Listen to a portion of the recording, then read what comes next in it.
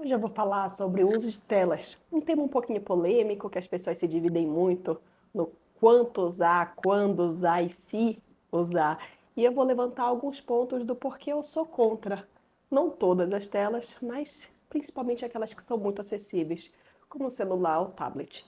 Vou colocar todos os meus pontos, ou tentar lembrar de todos os meus pontos para isso, porque são muitos, e aqui em ordem qualquer. Então, primeiro ponto, ele é muito acessível, então a qualquer lugar ele pode ser pego. Isso já é um problema, né? Porque numa mesa, numa conversa, num carro, qualquer lugar, dá para levar aquilo ali, dá para olhar aquilo ali, dá para se distrair, dá para sair do presente, o que já é um segundo ponto. Parece que a criança, nós também, né, vamos nos incluir nesse lugar, conseguimos sair daquela realidade, sair desse momento presente, da situação em si e ir para o mundo paralelo. E ficar muito, muito atento àquele mundo paralelo ali, fora de tudo e de todos. Em terceiro lugar, uma questão do social. Quando você fica preso numa tela, você perde essa questão do social, de estar numa mesa compartilhando ali conversa, de estar brincando com os amigos. Quantas vezes a gente olha ao redor e vê cada criancinha com seu celular perdendo todo aquele contato, que podia ser uma brincadeira, podia ser uma piada que estaria contando e todo mundo se divertindo.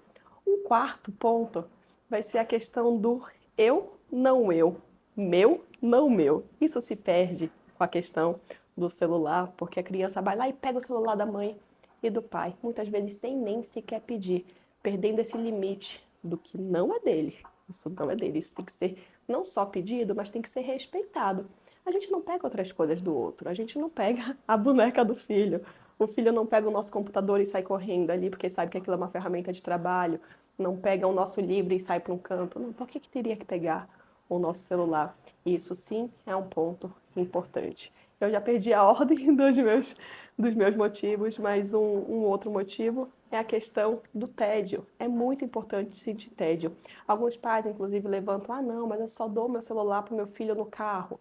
E aqui, vamos lembrar que qualquer situação ela é importante de ser vivenciada, inclusive um caminho que seja de 30 minutos, de 1 hora, de 5 horas, de 8 horas de estrada, porque tem tanta coisa que pode acontecer no carro, tanta conversa que pode acontecer. Aqui é trazendo até algumas dicas do que pode acontecer no carro, e eu garanto, minha filha está fazendo 5 anos e eu nunca dei celular para ela, e são momentos riquíssimos. A gente olha as formas das nuvens, a gente conversa sobre a música, cada uma vai escolhendo uma música, a gente fala: vamos contar quantos carros vermelhos, vamos ver os carros que tem capota, que não tem capota, vai criando ali.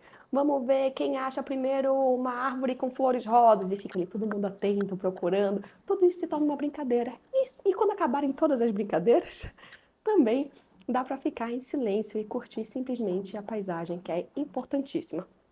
Um outro motivo para ser contra telas, principalmente na hora das refeições.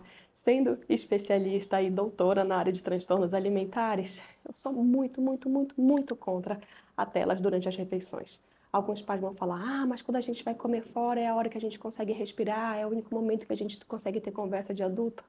Bom, aqui já tem um problema, né? Tem outros vários momentos para se ter conversa de adulto, mas se a criança está naquela situação, então vamos introduzi-la nesse contexto. E aqui, mesmo quando quer ter uma conversa de adulto, então vamos levar para esse lugar, dá para distrair a criança de outras formas que não com o celular, porque no celular ela fica hipnotizada ali. Pode gritar, pode acontecer, pode cair o mundo e a criança está ali, olhando vidrada aquela tela ou aquele jogo ali que ela tá.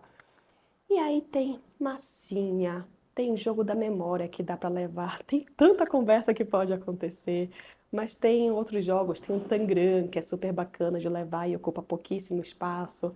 Enfim, muitas coisas que podem acontecer ali numa mesa. Mas um dos pontos fundamentais aqui é porque é fundamental a criança estar olhando o que ela está comendo. Porque quando a criança está numa tela e vão só colocando comida, ela vai perdendo a noção de fome e saciedade. Ela perde o contato com esse alimento, entender o que ela gosta, o que ela não gosta, o que está saboroso, o que ela quer mais, o que ela não quer comer do prato, e tudo bem.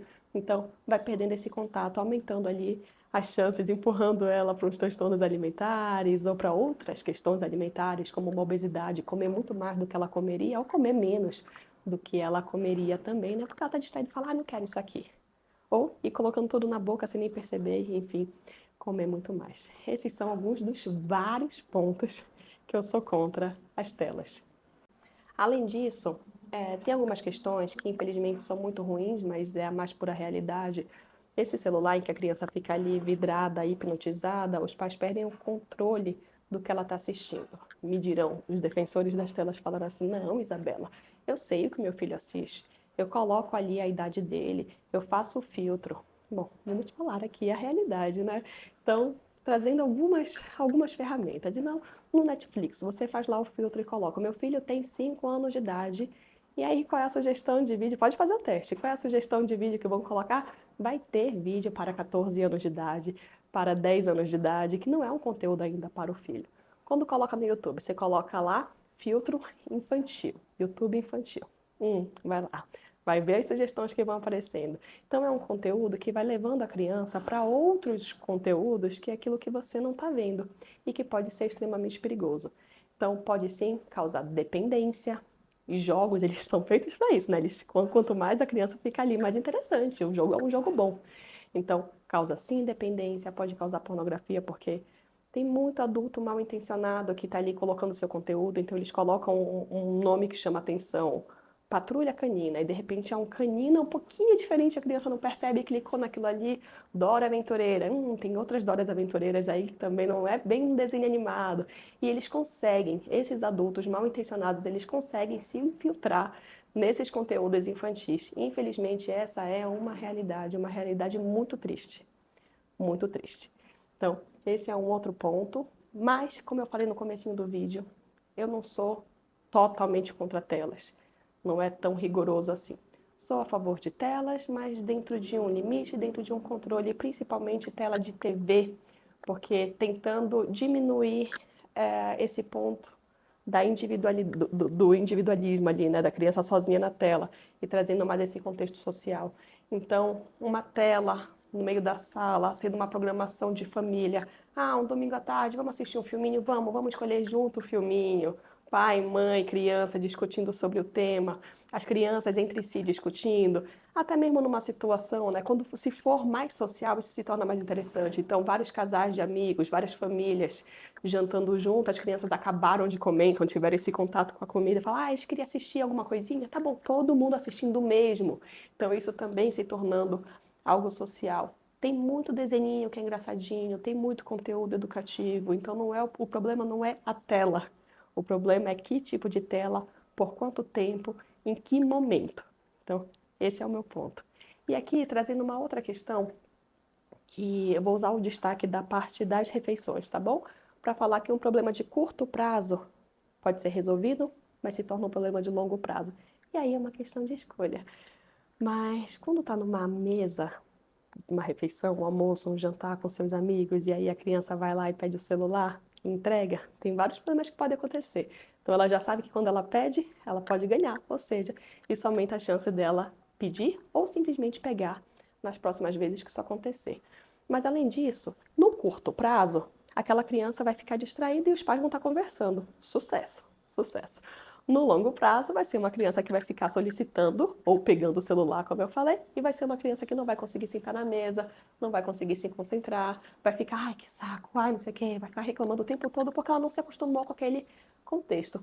Por outro lado, né, uma criança que de repente está fazendo ali alguma bagunça, que é aquela refeição mais difícil, que demanda muito mais energia, e os pais: vai lá você, agora eu levanto, agora você, eu dou comida, você faz isso, e vão lá se dividindo, tentando dar conta daquela situação, num curto prazo, que isso pode ser meses, ou menos falando de tempo, mas muitas vezes que isso se repita, num curto prazo, pode ser chato, pode ser difícil, cansativo. No longo prazo, vão ter crianças acostumadas com aquela situação, com aquele contexto do sentar-se à mesa, do ter uma refeição, do conversar com os pais, de conversar olhando nos olhos e não para uma tela. Então, meramente uma decisão. O que você escolhe no curto e no longo prazo? Aqui vai a minha dica especial. Costume olhar mais para o longo prazo, se referindo a tudo nessa vida, tá bom?